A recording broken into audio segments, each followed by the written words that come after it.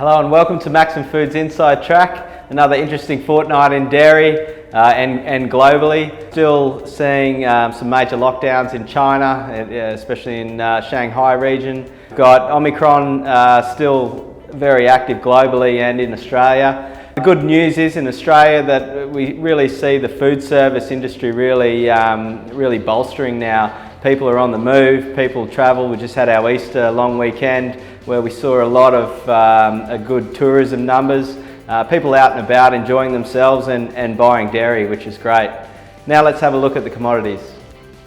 Having a look at full cream milk powder. So last night on the auction we saw a negative result. This was expected against the NZ futures. We did expect to see a bit of a softening in demand, especially with North Asia being the largest buyer of full cream milk powder. So in that, we did see China actually in North Asia participate quite heavily, and interestingly enough, more so than last GDT. However, their participation was down around 44% against the running average of about 60%.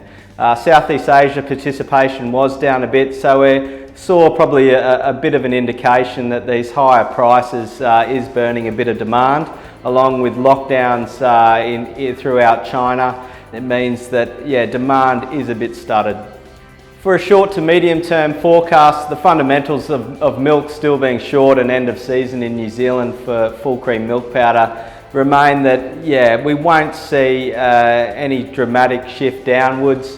However, demand has eased off a little, so pricing to remain pretty flat into new season. Having a look at skim milk powder. Skim milk powder has been the overachiever for the last sort of 12 months, I guess, as the dairy commodities go. We've seen a pretty bullish run since July of last year. So in the last sort of 10 months, it's just been up and up. We saw a bit of a correction last night. I guess in Northern Asia and Southeast Asia, participation was down on skim milk powder. So in the short to medium term, the fundamentals remain the same. There's good value in skim out of the US, however, freight rates, etc., make it unattractive on the export market. We've got the EU still not flush with product. They are coming into their new season, but there'll be a bit of a wait and see there. So in the short to medium term, coming into the end of the season in Australia and New Zealand, pricing should remain relatively flat. Having a look at butterfat. So with futures, we did expect to see a bit of a fall last night in butter. Interestingly enough, there was a lot of product put on to the GDT of butter and AMF of extra product, and a lot of that was gobbled up by the North Asian market, actually purchasing more than they did last GDT round. So an interesting dynamic. One would expect that butter would soften quite considerably, but we actually saw a quite strong result there, all things considered. EU butter is still tight. US butter, export demand is strong, but once again, hard and expensive to get out of the country. So although seeing a little bit of a softening on butter, we still see a relatively flat 3 to 6 month demand profile. Having a look at cheese, market tone for cheese in the US is quite firm.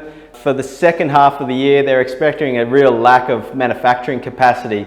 So it's really setting a firm tone for demand and supply for the second half of the year.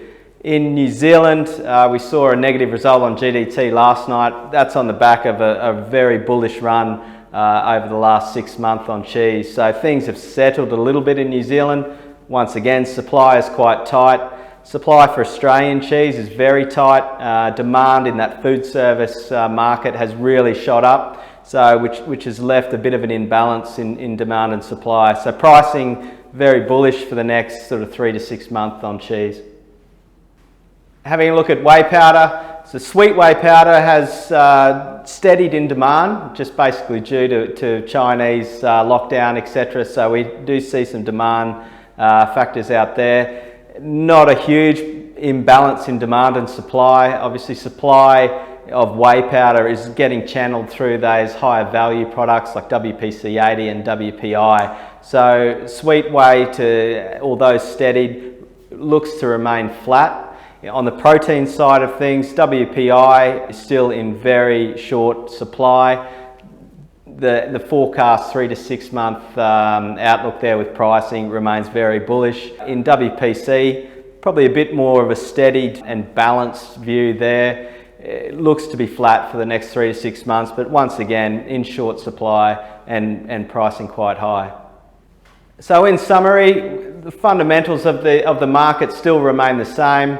Globally, milk is short. Demand, although tapered off a little bit, is still quite high. So pricing is firm. With all the international disruptions and uncertainty, it is a bit of an uncertain time in the market. However, the fundamentals would suggest that pricing will remain firm over the next 3 to 6 months. I hope you have a great fortnight, and we'll see you again soon.